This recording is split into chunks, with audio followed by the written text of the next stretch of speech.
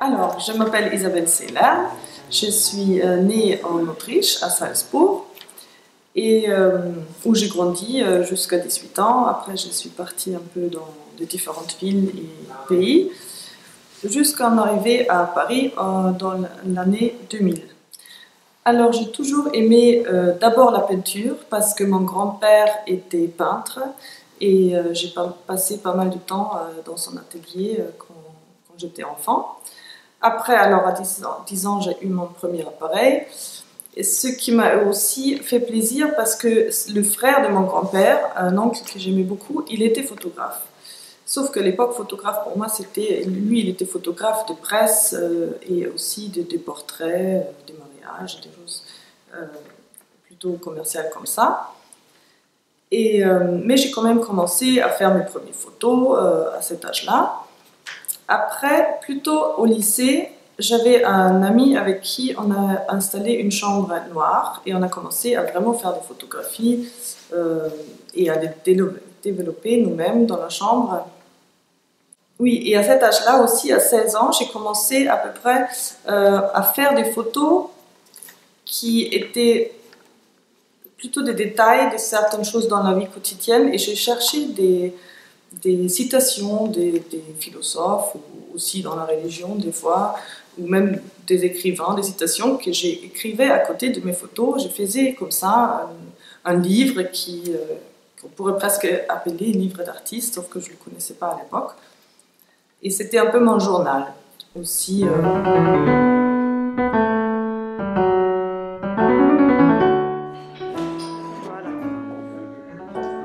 Voilà, absolument, je vous suis, allez-y, et voilà, je vous laisse, voilà.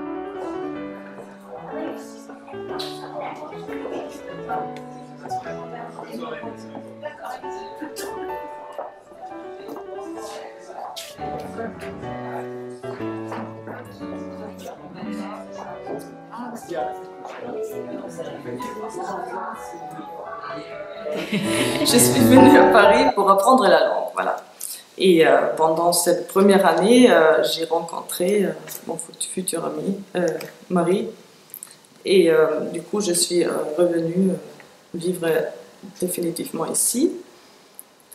Mais ce qui m'est venu en réfléchissant sur cette exposition ou ce film, c'est que en fait, la chambre noire que j'avais à l'époque avec un ami, j'ai retrouvé les prolongements de la chambre noire dans le numérique après. Parce que comme j'aimais bien les photographies des couleurs aussi, et avec la couleur, on donne la moitié du travail après à quelqu'un d'autre, parce qu'on ne développe pas soi-même la couleur. Et du coup, avec le numérique, on peut vraiment faire tous les procédés soi-même, c'est-à-dire de la prise de vue jusqu'au tirage, choisir le papier. On a tout dans sa main, alors c'était pour moi un peu un prolongement de la chambre noire.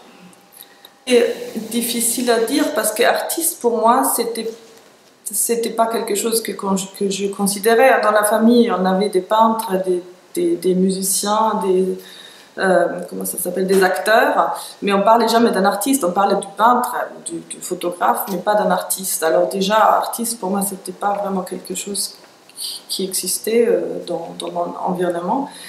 Et la photographie, pour moi, c'est plutôt un moyen d'expression, mais pas... Pour moi, la photographie, j'utilise pas l'appareil photo pour documenter quelque chose. C'est très difficile avec la photographie parce qu'il y a la photographie de mode, la photographie de commentaires, reportages, ou des portraits, des mariages. Et moi, c'est plutôt la photographie... C'est une autre photographie, peut-être plasticienne. D'ailleurs, j'ai rencontré les dernières années d'autres photographes plasticiennes qui ont le même problème, ils ne savent pas trop où se positionner. Et du coup, nous avons fondé un mouvement, Transfiguring, une autre photographie, pour essayer d'expliquer ou de défendre une autre démarche où on utilise l'appareil photo comme base. Mais après, éventuellement, il y en a quelques-uns dans les groupes qui repeignent dessus avec l'huile ou qui travaillent avec d'autres matières encore, avec l'aluminium, le plexiglas, ou qui travaillent aussi avec la peinture numérique. C'est assez intéressant.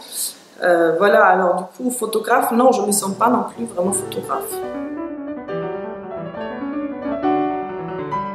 Puisque j'assume, la photographie, l'art photographique d'Isabelle Seller nous amène à faire par rapport à l'origine et à l'actualité de la photographie. Car, disons que notre première impression synthétique, notre première impression synthétique, lorsque nous rentrons dans cette exposition, dont je trouve d'ailleurs la mise en espace faite avec beaucoup de tact, la première impression, c'est que nous voyons non pas des impressions au sens impressionniste du terme, mais un monde de reflets. Un monde de reflets derrière des vitres, derrière des surfaces d'eau, derrière des espaces plus ou moins gazeux. En tout cas, tout semble vu dans un reflet. Et pourtant, en même temps, tout est fort précis. J'ai même envie de dire, tout semble fort précis. Et l'est, mais semble aussi. Alors, c'est là qu'il va falloir rentrer dans, c'est là qu'on commence à rentrer dans l'optique très particulière de cet artiste. À savoir que la photographie a un avantage énorme au niveau du temps, c'est l'instant, c'est l'instantané. La photographie est capable de prendre une photo par exemple, de vous, monsieur, à tel instant, et tout à coup, elle va révéler des choses grâce à son instantanéité, ou telle et telle situation, etc. Eh bien, en ce qui concerne l'univers d'Isabelle Seller, le reflet devient une trace du temps dans l'espace. Car c'est ça quand même le problème de la photographie, c'est de comment montrer le temps dans l'espace, autrement que par la logique de l'instantané, dont on sait bien que là-dessus, la photographie a, disons, une aptitude, une capacité technique d'emblée plus forte que tous les autres. C'est un voyage, peut-être. C'est-à-dire que je voyage avec mes images. Aussi, quand je pars pour prendre des prises de vue, j'aime bien, c'est une découverte. Je découvre des endroits souvent déjà connus, que je connais, que j'ai déjà vu plusieurs fois. Et je cherche autre chose. Je cherche à voir autre chose. Et des fois, je ne cherche pas et je le vois comme ça. Et après, j'essaie de travailler sur une série pour si quelque chose m'intéresse spécialement. Première vue, j'ai choisi ce titre parce que très souvent, quand des personnes qui ne connaissent pas forcément mon travail, ils pensent d'abord que c'est la peinture. Alors je me suis dit, à première vue, on peut penser que c'est pas la photographie, mais c'est ou la peinture ou la gouache, par exemple la série noir et blanc, ou l'encre. Et ça, c'était une raison. Et la deuxième raison, parce qu'au début, on croit voir quelque chose, mais si on regarde plus, on sait peut-être autre chose. Ce n'est pas ce qu'on croyait au début. Oui, c'est ça. C'est aussi pour ça que souvent, je ne donne pas de titres. Maintenant, je donne des titres à une série, déjà parce que c'est plus facile d'en parler après. Mais je n'aime pas trop donner des titres parce que je trouve que chacun devrait voir ce qu'il veut et ce qu'il voit. Voilà. L'art de photographie d'Isabelle Seller est un art aussi suggestif que précis. Je veux dire par là que à chaque photographie, vous avez plusieurs interprétations possibles de ce qui est montré, chacun selon sa sensibilité, et pourtant, on ne peut pas dire n'importe quoi dessus. Je prends l'exemple, par exemple, de cette œuvre, puisqu'elle est bien placée par rapport à nous tous, excusez-moi, voilà. Mais je peux vous dégager, puisque je l'ai bien étudié depuis le temps. Donc, quand je dis reflet, cela peut être, et vous allez sûrement voir autre chose aussi, reflet derrière une vitre, reflet d'ajonc devant un lac, mouvement d'un pare-brise sur une... Alors pour cette exposition, j'ai choisi 3 séries qui tournent autour de 3 matières, de l'eau, de l'ombre et de la réflexion. Bon, ce n'est pas les matières, mais 3 phénomènes qui m'intéressent depuis très longtemps. Parce que justement, c'est des choses qui déforment souvent l'image. Par exemple, l'eau avec le mouvement, ça déforme la réalité et ça donne autre chose à voir. L'ombre est aussi, en l'occurrence là, avec en plus du vent et une lumière du soir, ça fait voir des images qui n'existaient pas en réalité. Et les reflets de lumière, c'est pareil, ça crée de nouvelles images dans un petit espace seulement, à cause de la lumière qui se reflète. Nous avons là, c'est vrai, on peut concevoir qu'il y a un art du paysage. Et il y a un art du paysage dans la photographie d'Elisabeth Ceylan. Regardez aussi ce tableau-ci, tel qu'on le voit là-bas, vous voyez, qui est un angle, là, voilà. On conçoit qu'il y a un paysage. Mais si vous approchez, vous pouvez y voir bien d'autres choses. Des mouvements de buée, des mouvements de brume, des détails sur un étal de céramique, etc. Depuis quelques années, les photos deviennent de plus en plus abstraites. Ce qui n'est pas volontaire, c'est pas quelque chose que je recherche, mais je le constate après quand je vois une série définie.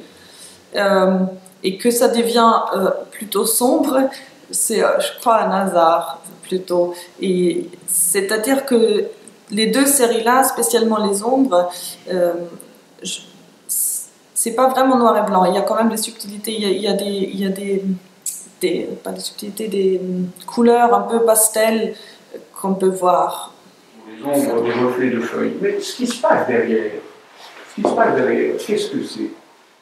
Est-ce que c'est un sol? Est-ce que ce sont des écorces? Est-ce que c'est de la pierre? Est-ce que c'est même du corps? Les hypothèses sont toutes possibles, vous en conviendrez. Et de même, d'ailleurs, les feuilles, est-ce que ce sont des feuilles? Ce sont des reflets de feuilles ou des ombres de feuilles. Et d'ailleurs, elles deviennent, ici on peut à la rigueur les reconnaître, mais là ça devient comme un pelage dont on ne sait quelle fauve. Et en même temps, ça n'est pas flou. Vous voyez? C'est ça qui est fascinant. Et là, Elisabeth Ceylan se sert véritablement des spécificités de la photographie, qui pourtant est extrêmement contraignante, parce qu'on dépend, avec la photographie, on dépend énormément de ce qu'on a, évidemment l'objectif, sous les anthropologues, etc. On parle moins d'un artiste qui est pourtant mondialement connu, hein, c'est l'allemand Hans Hartung, que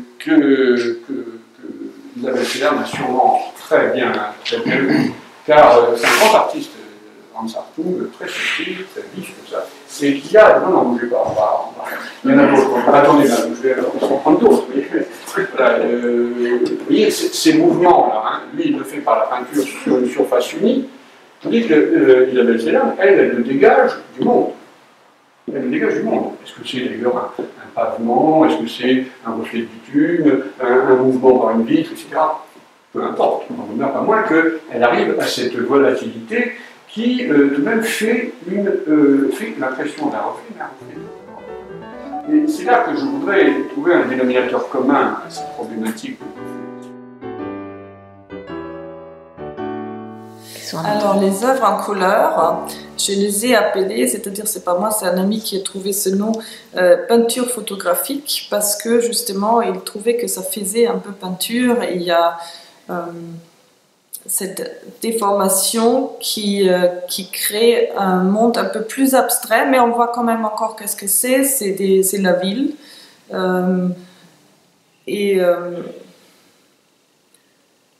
Moi j'aimais bien de cette idée que, vu que c'est un peu défiguré, chacun peut imaginer un autre lieu.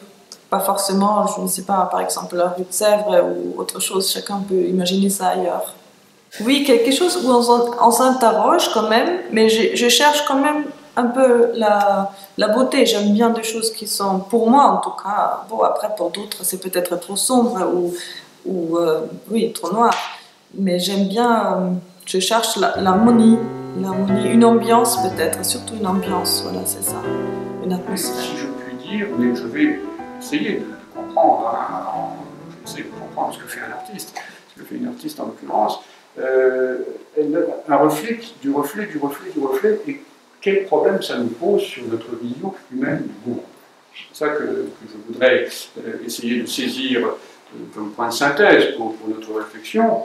Je veux dire réflexion, c'est-à-dire qu'il y a le reflet et on réfléchit sur le reflet, et finalement, Elisabeth Ceylan, qu'elle travaille sur la vision urbaine, qu'elle travaille aussi, elle n'a pas montré, mais elle a fait une série sur les avirons, qui sont très beaux. Hein, elle a fait aussi, il y avait une série, oui, sur ces moments, vous savez, dans les salles de spectacle, de cinéma, où il y a très peu de gens, il y a des sièges, alors il y a des sièges rouges, hein, si je me souviens, cette série est très intéressante.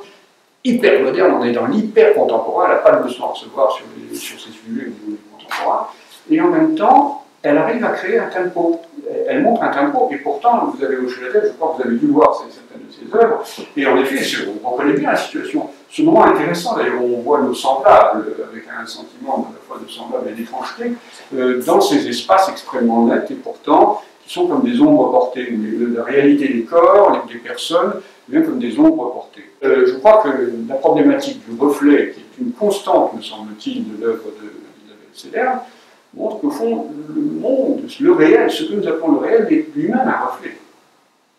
Reflet de reflet de reflet de reflet. Et nous essayons de les saisir à chaque fois. Je pense qu'avec Isabelle Celerm, on a, à travers cette thématique du reflet, une bonne réflexion sur ce qui nous arrête dans le monde, qui nous capte, qui nous plaît, qui nous fait peur, qui nous saisit, comme elle saisit le monde.